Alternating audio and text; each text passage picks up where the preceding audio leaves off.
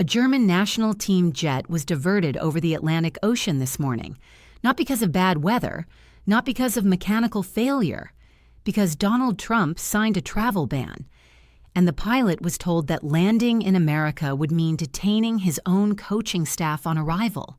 That plane turned north. It landed in Canada, and what happened next is going to cost the United States $15 billion. In the next 20 minutes, I am going to show you exactly how one executive order destroyed America's biggest economic moment of the decade and handed Canada the single greatest geopolitical opportunity of a generation. Stay with me, because this hits your wallet whether you follow soccer or not. Here is the situation. The 2026 FIFA World Cup, the biggest sporting event on the face of the earth, was supposed to be America's moment. 11 American cities, 78 matches, the grand final in New Jersey, a $15 billion injection into the American economy, arriving right on the 250th anniversary of the United States. It was the perfect storm of money, pride, and global prestige, and Donald Trump just blew it up. Early this morning, the White House issued an executive order suspending the issuance of all tourist and temporary work visas for 22 nations. The list includes massive European economic powerhouses. It includes countries whose national teams have already qualified for the World Cup. It includes the countries where the vast majority of fans, sponsors, and international media are flying in from. Trump cited vague security concerns. He claimed that foreign nations were not paying their fair share for global security. He treated the World Cup not as a celebration, but as a giant bargaining chip. He looked at millions of people planning to come to America and spend their money in American hotels and American restaurants and American businesses. And he saw them as leverage. He thought FIFA would bow to him. He thought Europe would beg for an exemption. He was wrong. So deeply, catastrophically wrong. But here is what nobody in the mainstream media is telling you right now. The economic damage is not coming. It is already here. It started within hours of the ink drying on that executive order. Look at the hotel industry. Across the 11 American host cities, we are seeing a wave of cancellations crashing hotel stock prices in real time. Marriott, Hilton, and Hyatt are watching billions of dollars in projected summer revenue evaporate overnight. Look at the airline industry. International carriers are frantically rerouting planes, canceling routes to the United States, and demanding answers from the Department of Transportation. Delta and United Airlines are bleeding red on Wall Street. Look at the corporate sponsors: Adidas, Coca-Cola, Visa, companies that poured hundreds of millions of dollars into marketing campaigns built around the United States, hosting the world. They are completely panicking. They are threatening to pull their advertising. They are realizing their brands are now associated with a closed, hostile, and volatile American administration. And look at the 11 American mayors. The mayors of cities like Miami, Philadelphia, and Seattle spent hundreds of millions of taxpayer dollars upgrading stadiums, improving transit systems, and preparing their police forces for this exact moment. They were promised a massive return on investment. They were promised an economic boom. Now they are staring at empty stadiums and massive municipal debts, all because the President of the United States wanted to look tough on television. So why did this blow up so fast? Because Trump made a fundamental error. He looked at the World Cup and saw a bargaining chip. The rest of the planet looked at the World Cup and saw a religion. Football is not just a game for the billions of people who follow it. It is a deeply ingrained cultural pillar. When you ban fans from entering a country to watch their team play, you do not just anger politicians. You anger entire populations.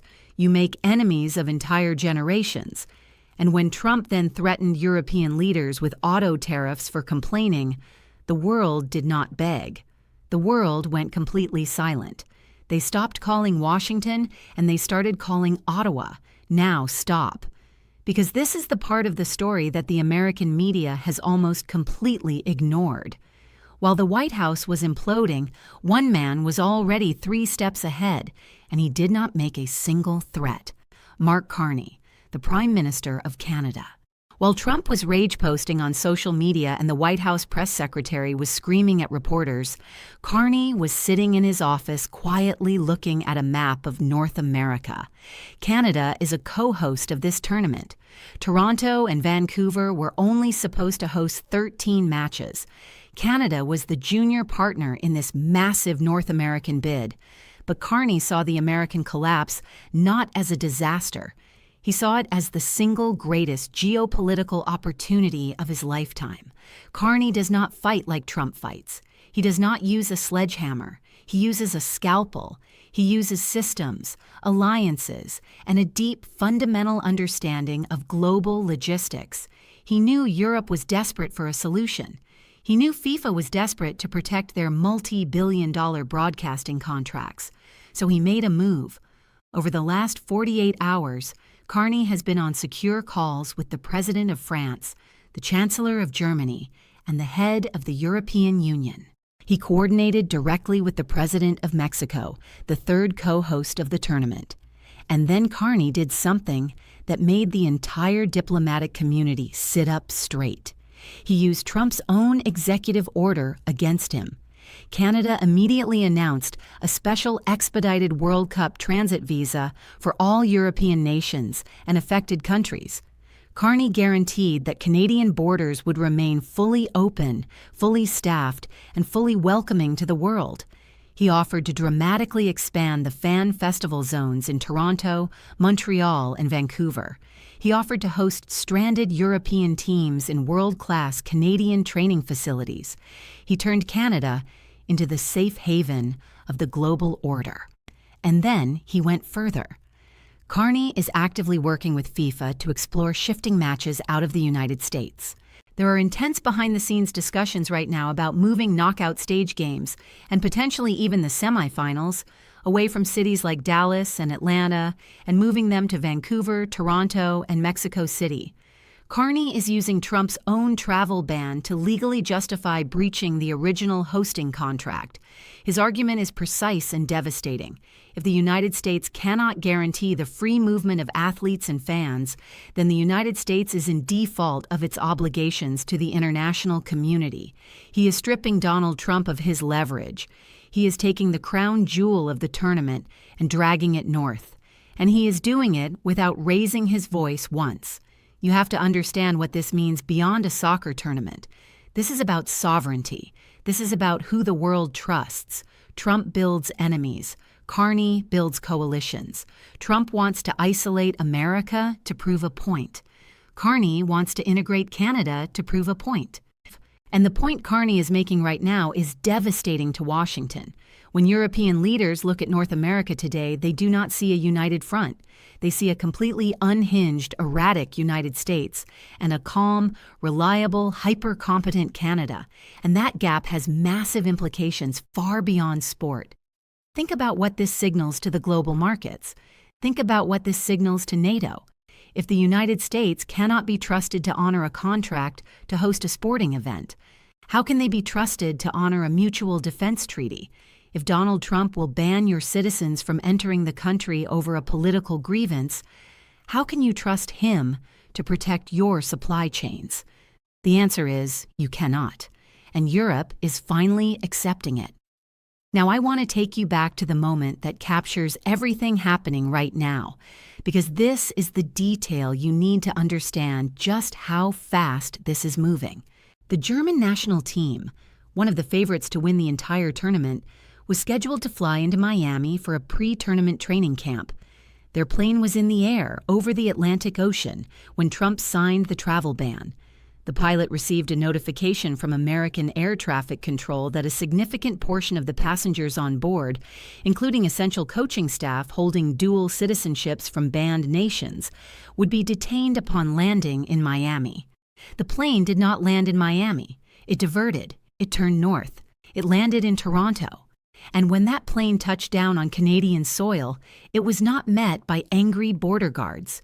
It was met by the Canadian Minister of Sport. It was met by a fully functioning, polite, highly efficient customs process that cleared the entire team in under an hour. That is the story of this entire crisis in one image.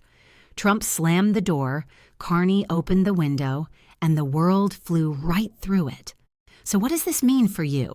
Because this is not just about a summer of soccer. There are 3 ways the next 90 days play out, and each one hits the American economy differently. The first scenario is the most likely. The American business community revolts. The CEOs of the major airlines, the hotel chains, and the massive corporate sponsors march into the Oval Office. The governors of Texas, Florida, and California, the host states, rebel against the White House. Trump, facing an internal uprising from his own donors, is forced into a humiliating and very public retreat.